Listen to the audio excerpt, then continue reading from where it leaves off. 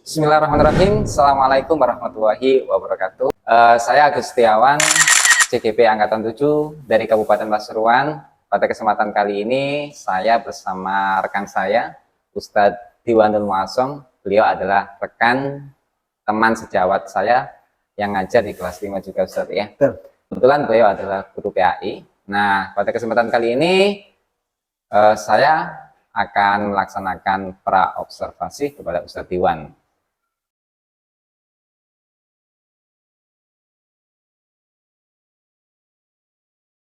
Assalamualaikum Ustaz. Waalaikumsalam warahmatullahi. Pak Diwan, apa kabar? Alhamdulillah baik. Pak Agus gimana? Baik-baik, alhamdulillah. Gini Ustaz Diwan, jadi pertemuan kita ini adalah salah satu bagian dari supervisi akademik ya, yang nanti akan kita laksanakan di besok ya. Besok. Nah, kegiatan ini kita namakan istilahnya pra-observasi. Nah, gimana perasaannya Ustadz Diwan? Baru pertama kali. Baru pertama kali, alhamdulillah insyaallah. Oke. Nah, ini kan besok kita mau adakan supervisi akademik di kelasnya Ustadz Diwan kelas 5 Clever ya. Putra ya? Putra. Nah, ini persiapan apa yang sudah Ustadz Diwan untuk supervisi akademik besok ya, yang mungkin sudah disiapkan?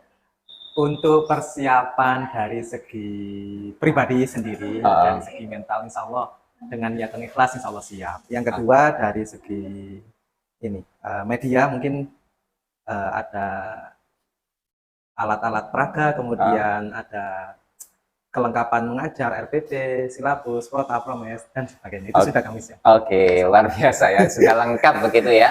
Nah, Ustadz Diwan, besok ini kan kita supervisi akademiknya, tadi Ustadz Diwan sudah siapkan semuanya ya, termasuk media sampai perangkat ajarnya. Kalau boleh tahu besok pelajaran sama materinya tentang apa?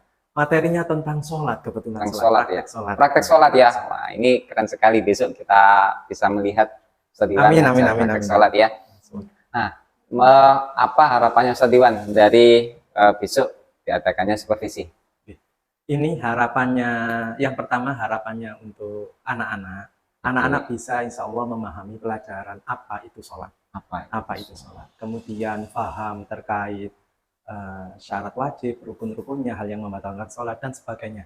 Kemudian bisa dipraktekkan secara langsung, Pak. Bisa dipraktekkan secara langsung.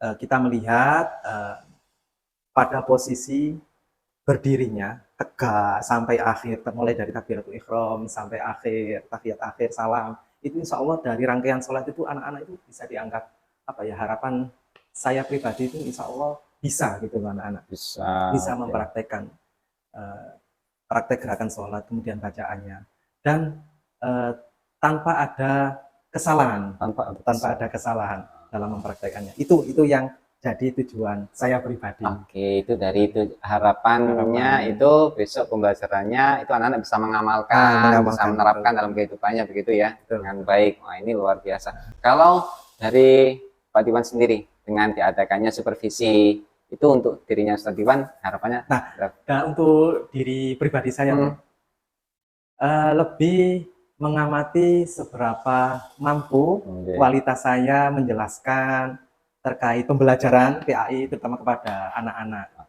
mengetahui kekurangan saya letaknya di mana itu bisa diamati. Jadi ada kelebihan dan kekurangan yang bisa diamati dan bagaimana cara solusinya. Oke, jadi pengen mengukur juga kira-kira saya ini seberapa ya, gitu ya. Oke.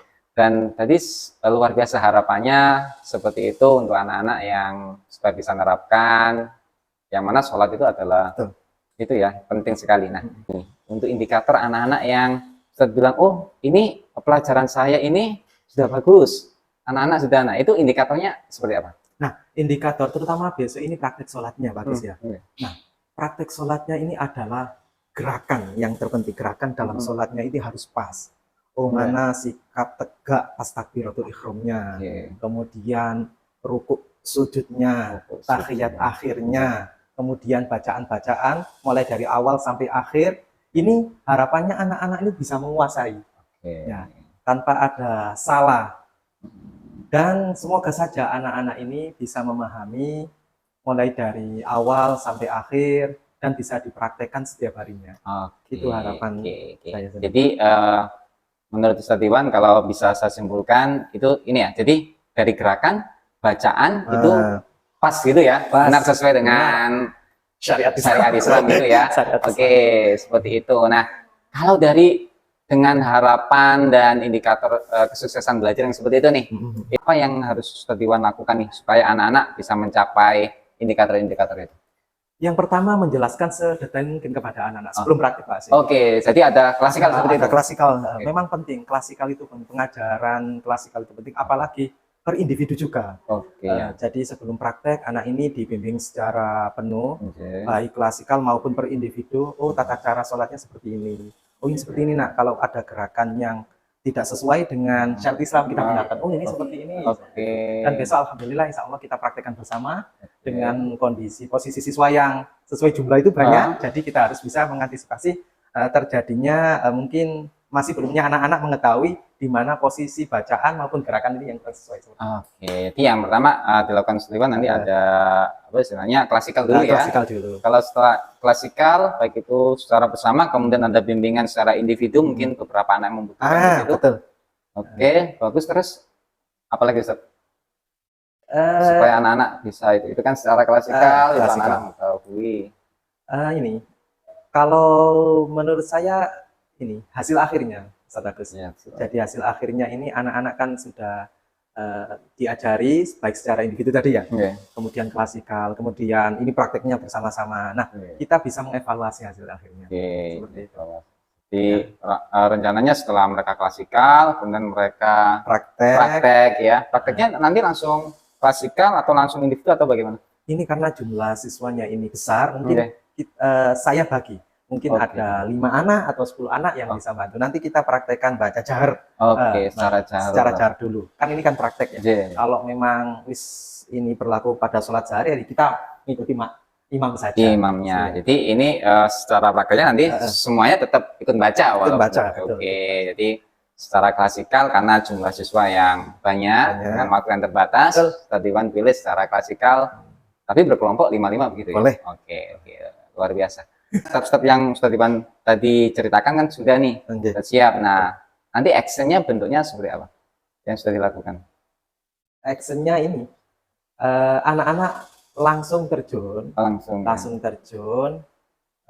terkait kewajiban-kewajiban sholatnya itu langsung sudah, karena sudah praktek di sekolah dan dia mampu, kemudian anak-anak langsung diterjunkan untuk sholat berjamaah dulu, baik ke masjid ataupun di musola. Yang penting anak-anak dasarannya ini paham. Oh, ini kalau sholat sendiri itu seperti apa. Oh, kalau jamaah itu seperti apa. Yang penting dasarannya ilmu syariat terkait sholatnya ini dia itu paham dan mampu mempraktikkan seperti itu. Jadi tidak hanya berhenti di praktek sholat itu ya, tapi ada tindak lanjut berikutnya. Karena ini adalah kewajiban kita bersama. Oke, luar biasa. Jadi setelah tidak hanya berhenti di pelajaran di kelas, tapi ada evaluasi dan juga pantauan nanti di luar kelas begitu ya. Oke, luar biasa ini Ustadz Iwan. Jadi kira-kira menurut Ustadz Iwan kalau dari angka 1 sampai 100 nih, kesiapan Ustadz Iwan untuk besok seperti apa? Kira-kira di angka berapa?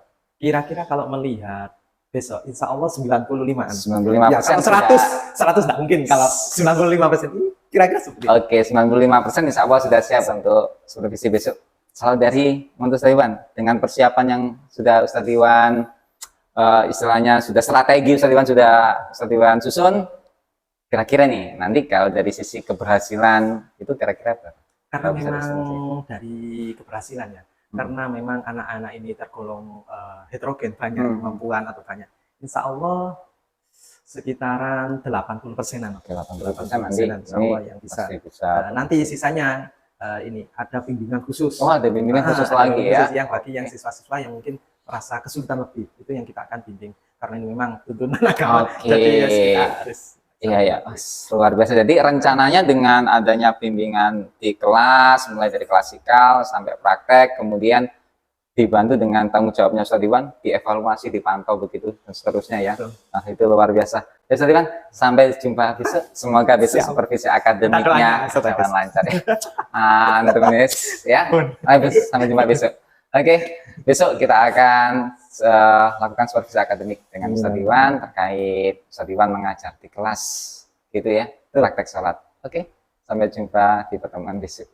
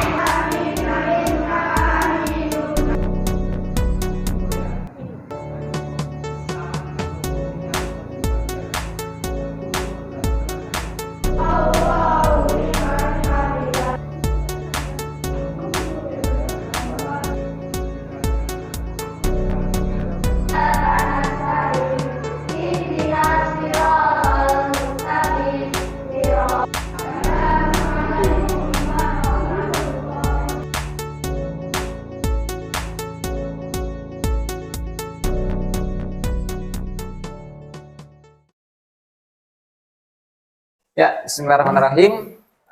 Untuk kesempatan kali ini adalah proses pasca observasi ya. Kegiatannya adalah akan refleksi diri terkait dengan supervisi akademik yang tadi telah kita laksanakan. Ustadz Iwan, gimana perasaannya setelah adanya supervisi? Alhamdulillah, perasaan saya pribadi karena yang menanggulangi anak-anak terutama di bidang PAI, alhamdulillah senang. Yang pertama yang saya rasakan, kemudian dengan adanya supervisi ini terkait pembelajaran anak-anak itu sangat bisa dipantau, sangat bisa dipantau terkait dan lebih sistematis. Jadi step by step dalam ngasih pembelajaran anak itu lebih tertata gitu ya. Oke. Nah, kalau ini, Iwan, kalau kita ring dari angka 1 sampai 100 dari indikator yang kemarin disampaikan Pak Diwan, bahwasanya anak-anak dari pembelajaran itu setelah klasikal sama praktek diharapkan anak-anak itu bisa melaksanakan gerakan dan bacaannya sesuai kan gitu. Nah, itu kalau kita ring keberhasilan pembelajaran hari ini seperti apa? Kalau saya amati betul dari hasil praktek tadi untuk praktek sholat, pembelajaran praktek sholat anak-anak. Kemarin saya yakin 95%. Oke, 85 kemarin. Oh, 85%. 85%. Tadi itu sekitaran 80% saja. Karena saya melihat ada beberapa anak ini dari segi pemahaman itu sudah bisa bagus. Tetapi dalam praktek mungkin apa masalahnya lah? Oh, ini ada sedikit kelupaan terkait gerakan ataupun bacaannya tadi. Yang lain hanya beberapa anak saja. Dan kebetulan langsung saya koreksi, saya betulkan, dan alhamdulillah setelah selesai sholat, evaluasi, refleksi, anak-anak saya yang salah tadi sudah saya kasih masukan, kemudian saya tanyai, kebanyakan ini lupa katanya. Kebanyakan lupa ya. Karena lupa karena mungkin saat praktek apa ini kok bisa kok lupa gitu kira-kira. Nah, mungkin dari ini kurang hafalnya. Karena beberapa anak ini kan bersama-sama antara anak 1 sampai 5 kan bersama-sama. Nah, yang mengikuti ini kebetulan anak yang masih rendah pemahaman hafalannya. Jadi agak ya gimana ya, agak gantung-gantung gitu. Tapi kalau dari angka tadi sudah luar biasa ya, angka 80 itu ya. Jadi beberapa anak tadi saat ada kesulitan itu langsung kita refleksi di situ ya. Ya, tadi saya juga lihat Ustadz Iwan langsung ambil sikap, misalnya tadi langsung direfleksi di akhir setiap kelompok ya. Setiap kelompok maju tadi, kemudian mereka praktek, kemudian langsung dievaluasi saat itu ya. Oke, kalau Nah, kalau Ustadz Iwan sudah menemukan, oh tadi kesalahan, kira-kira kelebihan dari pembelajarannya Ustadz Iwan. Intinya kalau praktek itu lebih mengena. Lebih Jadi mengena, pembelajaran oke. misalkan ini kan PAI karena harus ada praktek karena ini menyangkut ke sistem ibadah dan keakhiratan. Hmm. Jadi praktek ini apa ya, garis besarnya ini 80% bisa dilakukan dan alhamdulillah anak-anak sudah melakukannya. Tinggal yang tadi yang kurang-kurangnya di masing-masing individu saja. Yang perlu ada stimulus lebih. Oke, jadi kemudian kalau dengan praktek tadi itu menurut Ustadz Iwan itu lebih mengena. Lebih mengena.